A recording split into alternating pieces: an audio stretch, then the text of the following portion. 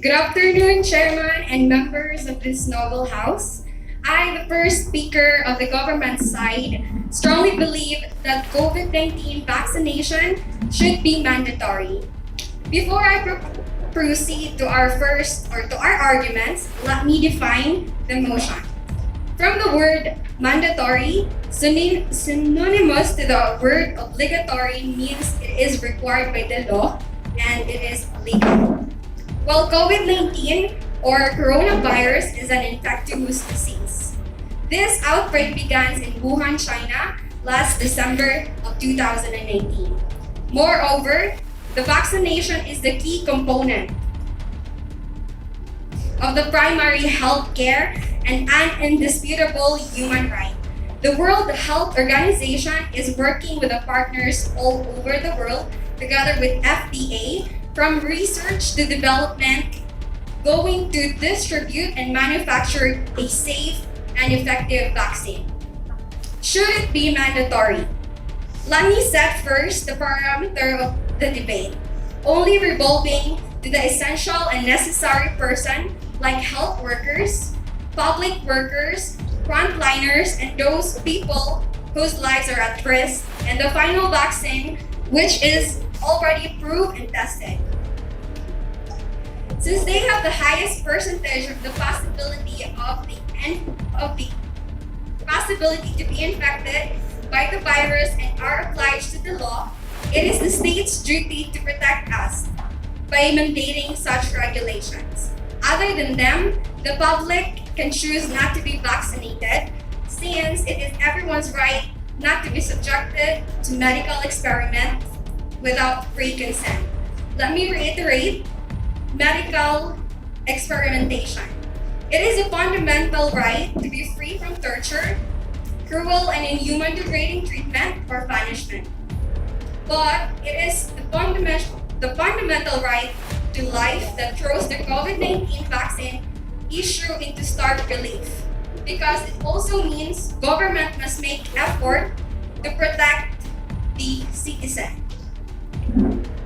Although everyone has the right to the highest attainable standard of health, this includes the right to be free from non-voluntary medical treatment, but in return, it may be subject to the state's obligation to prevent and control disease that may harm its people. The right to be free from non-voluntary treatment can only be restricted under specific conditions that are respect best practice and international standards. Any of the individual bodily integrity would require explicit authorization. Such legislation would have to be interpreted very strictly and whenever possible, consistently with the Bill of Rights Act. Public health measures would be override the right to refuse medical treatment where these measures are clearly justified. Clear justification would mean that there is a reasonable objective to compulsory vaccination that justifies limit placed on the right to refuse medical treatment. Such limits must be no more than reasonably necessary to achieve the desired public health outcome, and they must be proportionate to the importance of the mandatory vaccination. What are the consequences of refusing vaccination? Under international and domestic law, to refuse to vaccinate or to refuse to be vaccinated, and the government might be even obliged to override that right. In practical terms, this would mean no travel access or access to school or the workplace if it places health and lives of others at risk. Similarly, a refusal to be vaccinated could limit jobs and social welfare benefits that depends on the work availability. The government would have a present clear justification for any such restrictions. For me, I don't think anyone could live with that. We all want our lives back. If such mandates are taken into place, the coronavirus pandemic will be put to an end with a least loss of life and the greatest return to normality. In the right circumstances, mandatory vaccination is ethically justified. The severity of the suppression will depend on how swiftly the outbreak is identified. Good afternoon, Ms. Speaker. You stated earlier that it should be mandatory for the prioritized ones, such as the infected and the health workers. How are you sure that those prioritized ones will allow themselves to be vaccinated? Since they are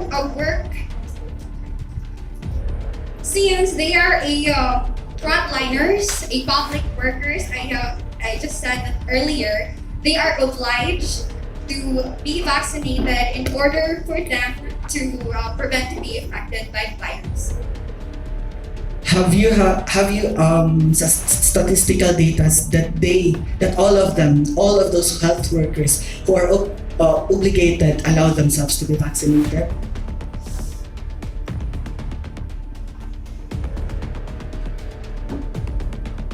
In our research, according to World Health Organization, 65% agree as a workers of workers.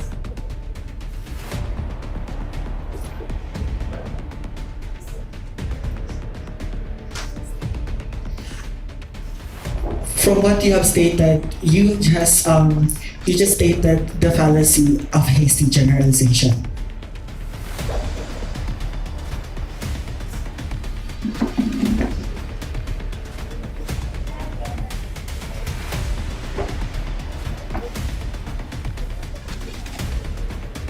Anyway, regarding your question, it would be answered moreover with the second speaker.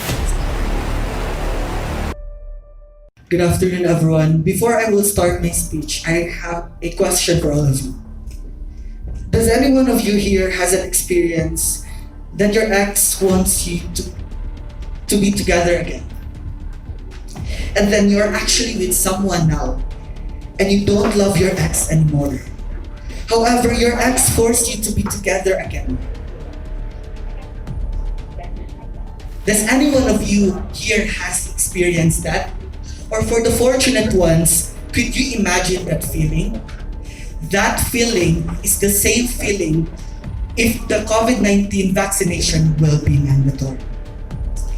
Good afternoon, ladies and gentlemen. I am John Adrian Tisibitra, and I will be the first speaker from the opposition side. And this House believes that the vaccination for the coronavirus disease should not be an obligated law or compulsory. If this will be mandated, the case here is that it will invoke our right to personal autonomy that was addressed by the international law under proprietary rights. And when we talk about personal autonomy, it includes our rights to make decisions, whether we allow something or refuse something to happen that requires the involvement of ourselves. The pressure to invoke our personal autonomy has underlying logical cause, which as follows. A mandatory vaccination does not eliminate the certainty of adverse reactions, as a vaccine is undeniably a foreign body that the body can mistake it for a real virus and react excessively, thus causing harm to the patient. One example of this is the adverse reaction by the Dengvaxia vaccine. On November 29, 2017, French drug maker Sanofi Pasteur released a statement stating that their dengue vaccine, the Dengvaxia, posed risk to individuals vaccinated without having a prior dengue infection. This came sometime after reports circulated of children dying allegedly from complications associated with the vaccine. The point here is about the adverse reactions from the patients.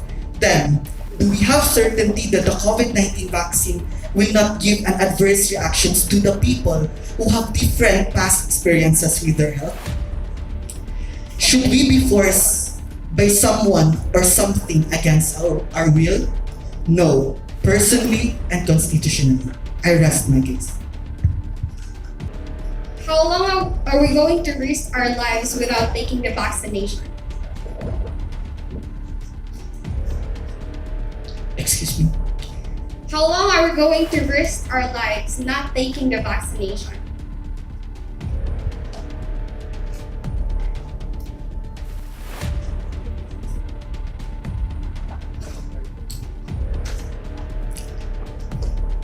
That is not actually the reason.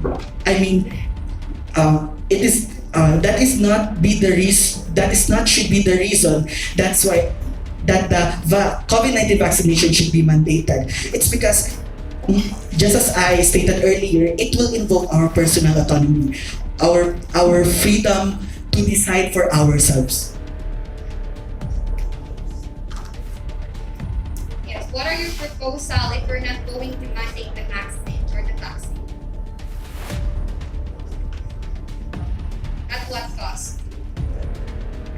First, it should be voluntary, and it should be voluntary. And as I stated earlier, it should not be mandatory. It's because first, about the adverse effects of the vaccination, and second, as you mentioned earlier, that it should be given to the prioritized ones, the health workers, the infected. So if that's so, then how can we say that it should be mandatory when we only focus on these prioritized people? As you mentioned earlier, citizens are not gonna submit to it if it's not mandatory. So what at cost, or what nature you are that they are not being infected with virus?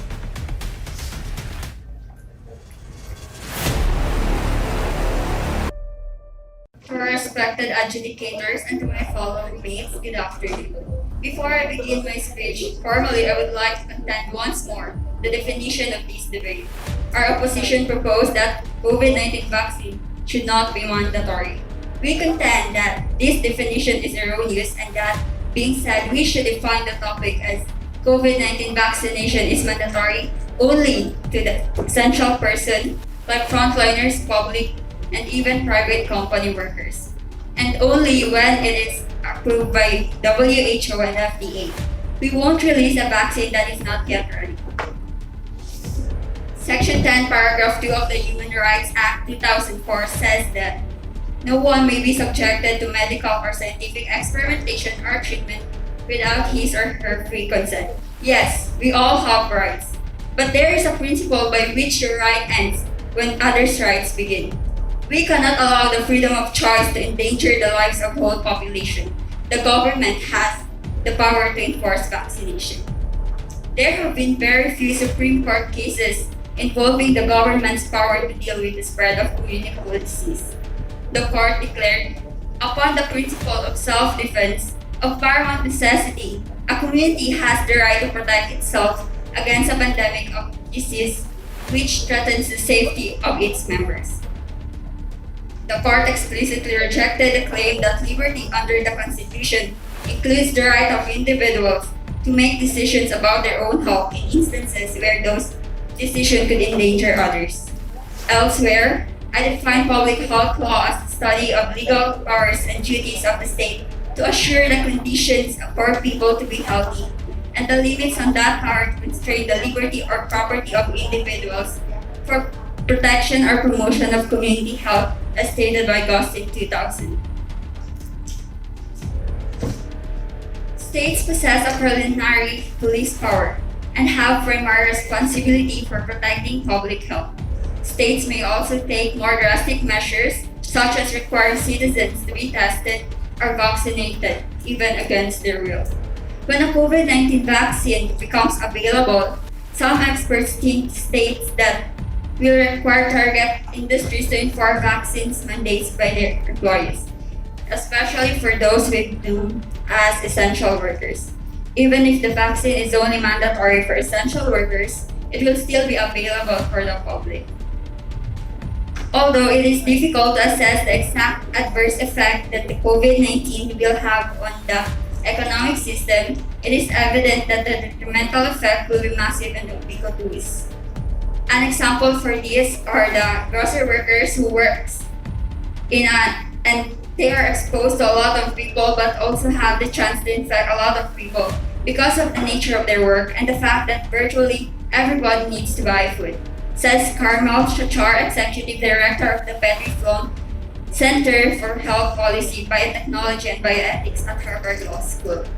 It is an employer's rights interest to make sure that their workplace is protected and that you can infect your colleagues, Chachar said. Having a widely accessible vaccine gets a lot of employers out of having to control their clients' behavior. And with a vaccinated workforce, you don't have to worry if the people you're serving at the restaurant have COVID-19. Even the general public would be incentivized to get vaccinated. Oddly enough, the best way to impose a mandate is to reward people with more freedom if they follow that mandate. For example, with proof of inoculation, vaccinated individuals will be able to travel with confidence to places where the virus remains endemic. Governments will be able to allow their return with the confidence they're not bringing the disease back with them. If a person can show a COVID-19 vaccination certificate since they refuse to get vaccinated, their movement will be restricted and limited. And if their movement is limited, you won't have to mandate it. They will be looking for it. Evidently, it is probable that somehow in the unavailability of concerted intervention, transmission can accelerate further in developing nations even though the disease remains under control in higher income countries. As a byproduct, after the disease subsides in rich countries, the health effects and economic repercussions from stimulus controls behavior can cohere in poor countries longer. Therefore, I firmly believe that essential workers should get vaccinated to prevent the spread of this community. A pleasant afternoon to each and everyone. With regards to your speech, are you implying that health workers and people who are sick are not human beings?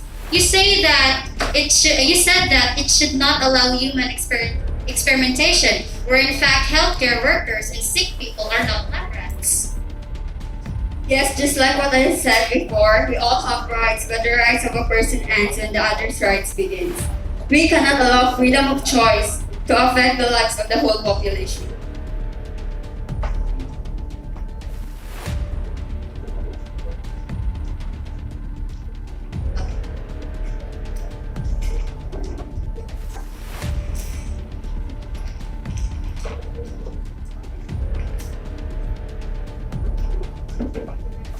Will there be any consequences if someone refuses to be vaccinated, or in fact that workers have also their rights?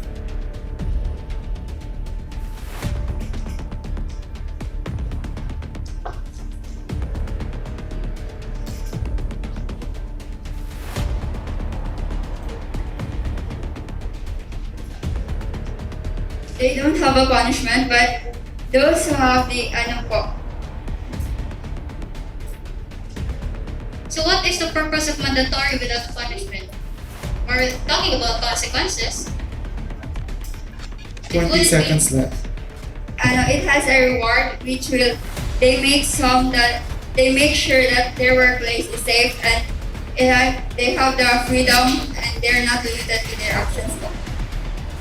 But how about the adverse reactions? Will the government give compensation when adverse reactions happen? A pleasant afternoon to each and everyone. I am the second speaker of the opposition side, and my name is Kate Liense G. Umaha. And in this house believes that COVID-19 vaccination should not be mandatory. Let's go direct to the point. Talking about a mandatory vaccination of COVID-19, every citizen of a state that believes in liberty as not just an advantage of democracy, but also a must-have to be given by the government, has every right to refuse a specific thing that involves a very personal decision, like a vaccination as a person's own possession, because we are talking about personal autonomy, right? This House believes that these are the effectuations of not having a vaccination mandatory. Talking about feasible voluntary participation, reduce complications, and also maintaining normal immune system. About feasible voluntary participation, if we are going to push mandatory vaccination to every citizen, not knowing the exact results of this process by just using a blood vaccine, with encouraging results that is according to our President Duterte saying that all has the same results, without even empirical evidences using our own country, using our own citizens. This blinds actually the validity of expected recoveries, and now it questions every person's immunity. We know that. We have different immune systems in our bodies.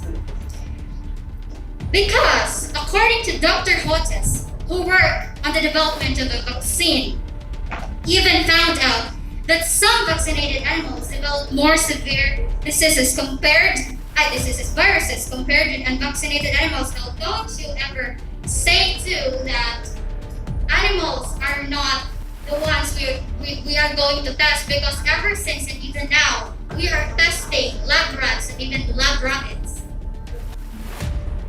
The fact that the way you reduce that risk is first, you show it does not occur in laboratory animals. Talking about effects, advantages, right?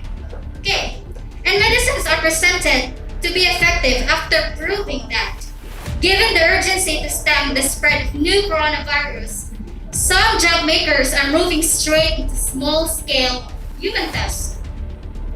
If this results to more deaths, who would have the idea to volunteer? That leads us to the question. Now, talking about introduced complications, it is also a fact that we differ in tolerance and immunization. Of course, we have different countries, environments, talking about genetics too, and personal autonomy.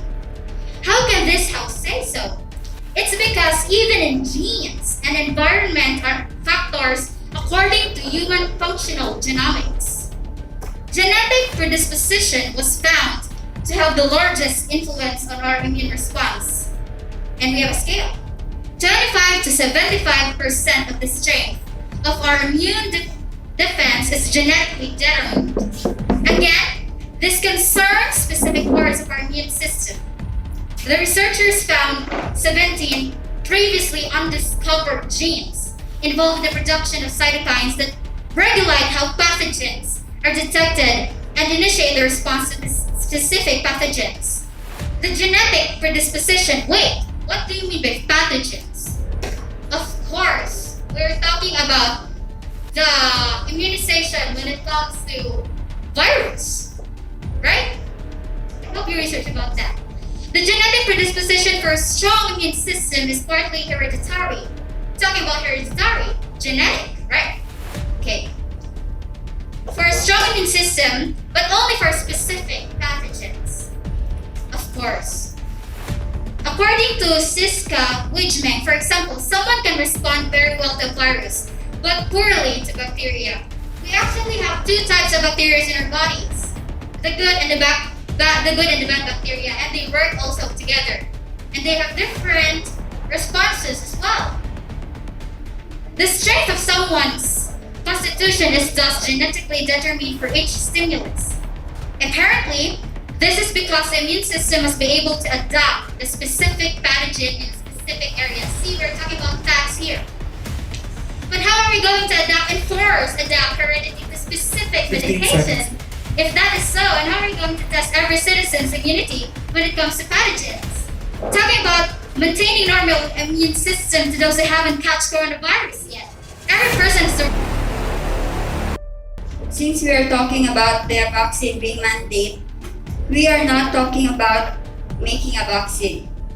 Did you research? Because according to an article posted by WHO, 60,000 volunteered to be vaccinated and undergoing testing. What is your point of view? even they are volunteering, like the numbers of people who volunteer, that is actually not obligatory to those who didn't volunteer. And talking about what you've said and what you've questioned,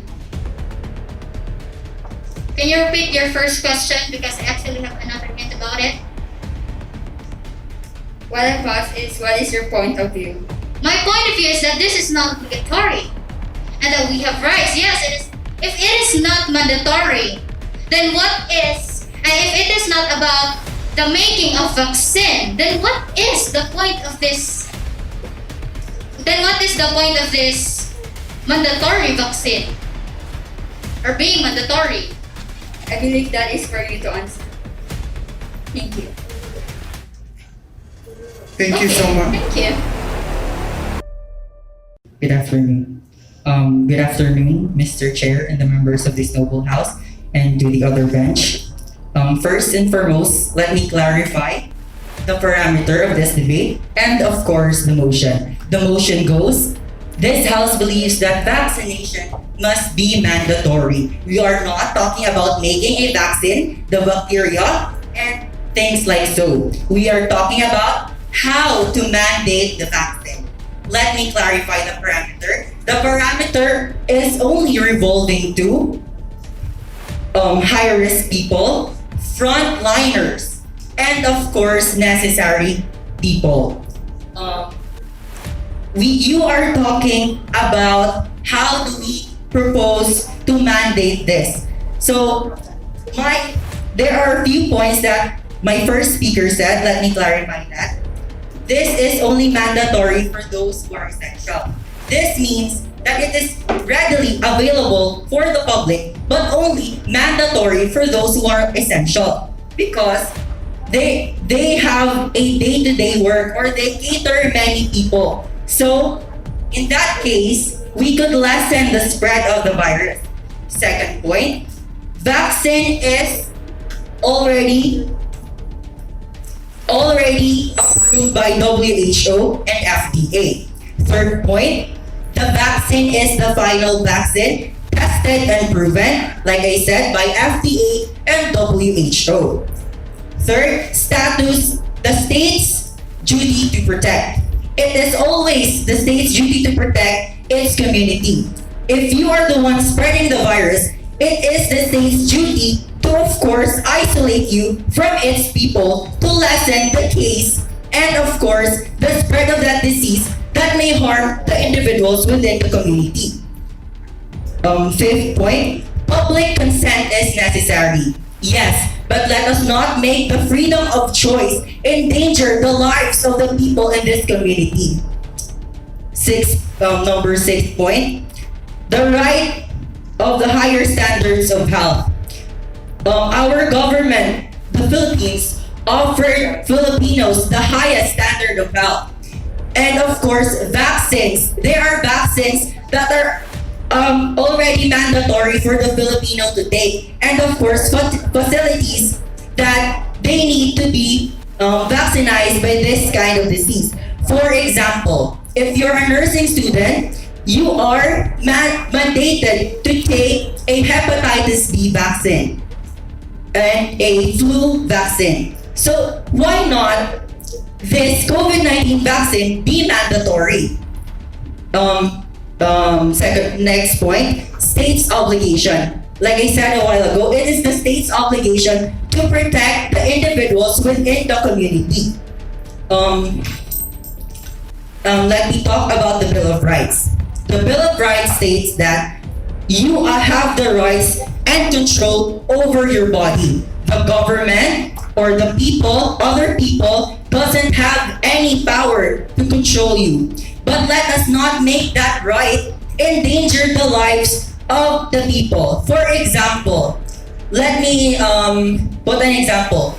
You have the COVID-19 virus. Would you risk your family's or your loved one's life just for you to see them? Diba? No, that is a big no.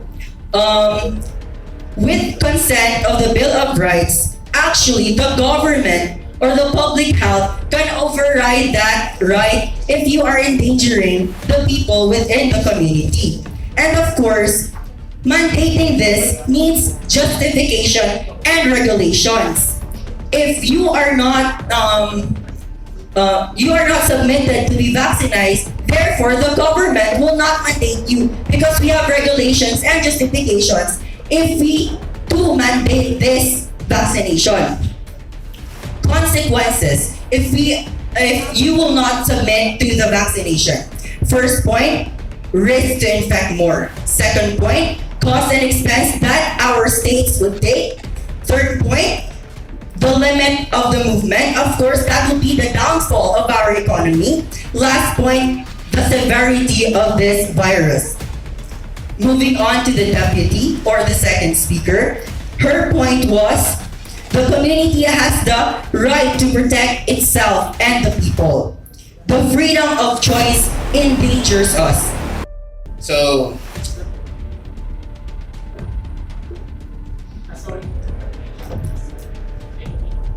So, are high-risk individuals, frontliners, and necessary people or aliens? Like the question said, they are people po. Thank you. I know you answered they're people. So what if one of them refuses the vaccination? They are obliged to. They don't have the rights to challenge the decision of their higher position because they are mandated and they are obliged to. So what are you If gonna they do? are workers, of course, they must submit to the rules and regulation of the people above them. Thank you. That is theoretically. But there are arrogant people in our society. What would you do to them? Strap them on a chair? Like the little That's injection of method? course we have the power to fire them and limit their actions. Thank you. And how will that resolve the unemployment rate? When you fire them? That's why they have to submit to the vaccination. Thank you. Next, the FDA also approved the vaccine. The FDA only, But right? it is not approved by the World Health Organization. Thank you. They only approve if it is not poisonous and not addictive. That's why it is the final vaccine. It is approved by the World Health Organization and the FDA. The World Health Organization is with the FDA. The Vaxxa was only approved by the FDA if you did your research. Thank you. And how would you say that it would endanger the lives of other people, where in fact those people who are concerned about their health already got themselves shot in the shoulder with it? It will endanger them because the risk factors of you having a virus is a risk to the community. Thank you. Fine, I'm already done, so thank you.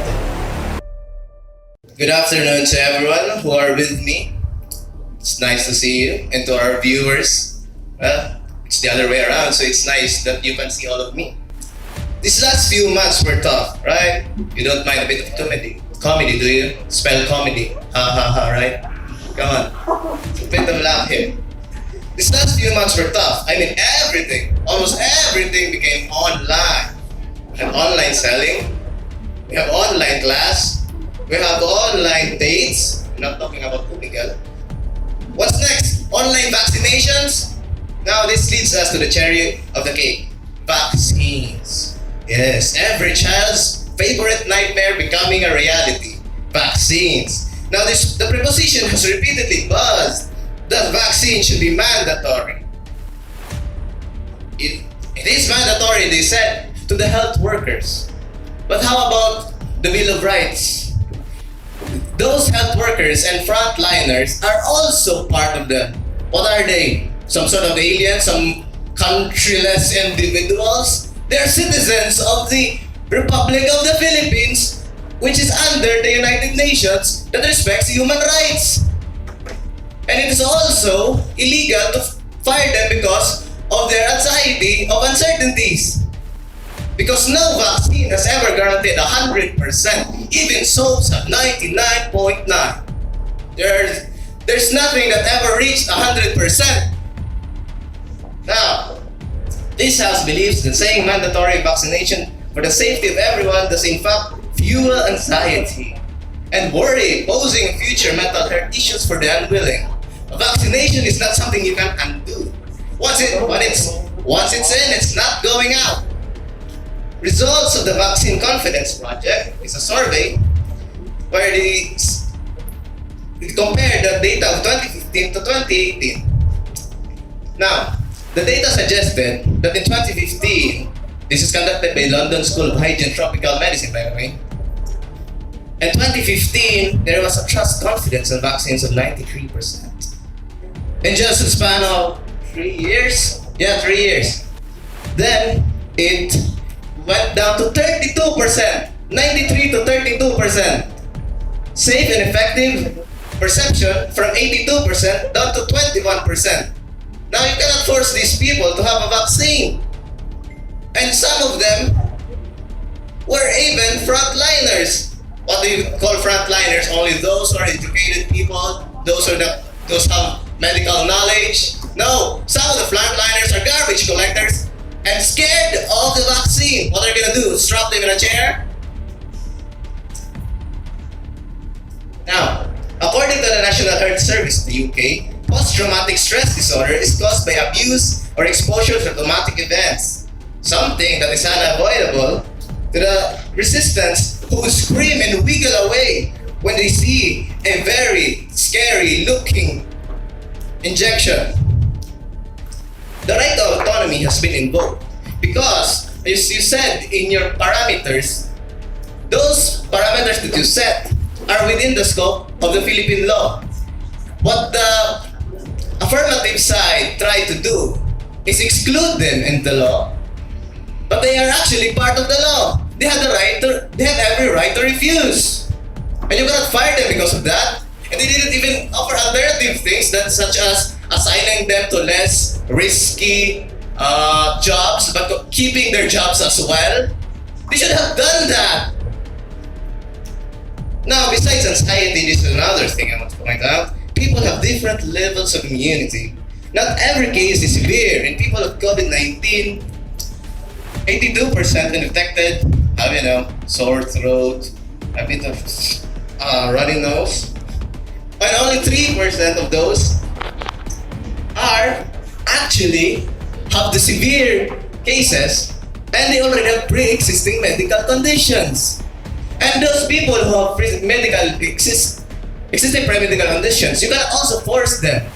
Come on, suicide is not even illegal in the Philippines, is it? What are you gonna do?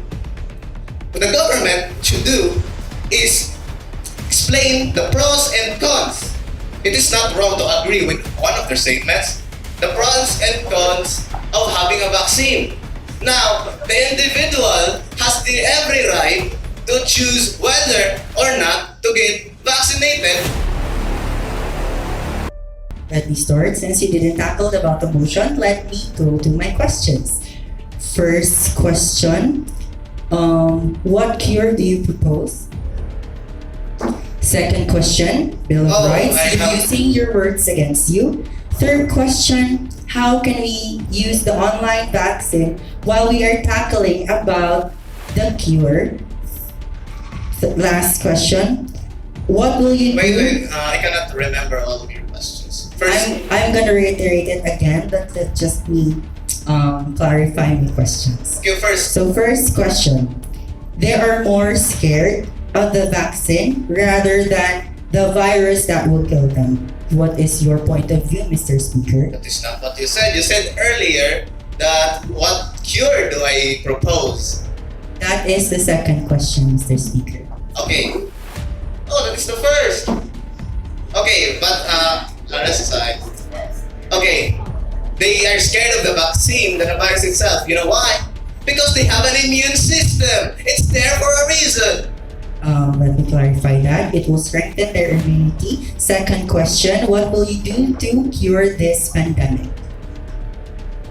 Yes, the voluntary vaccination would allow willing individuals to There get goes my third cured. question. How will you convince them to submit to the vaccination? Why would I do that when our side simply said that it would be voluntarily? That's why, how will you propose and how will you convince them to go voluntarily and submitting themselves voluntarily to the vaccination? I will explain to them the pros and cons, and I'm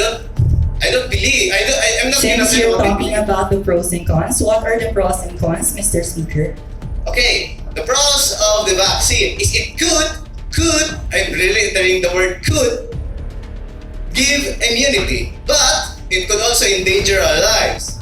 Having an immune system already has that assurance that we won't Mr. die Speaker, immediately. jumping to my last question, did you know that the court rejected liberty under the Constitution includes the rights of individuals to make decisions about their own, but the government can override that idea and making it a compulsory. What is your point of view? In what way can they make it compulsory? Because if they change, No, that's not the question. Let me reiterate. The court rejected that liberty under the Constitution includes the rights of individuals to make decisions. But the public health and the institution itself can override that idea. What is your point of view? I do not see any reason for them to override that idea. Thank you, Mr. Because it is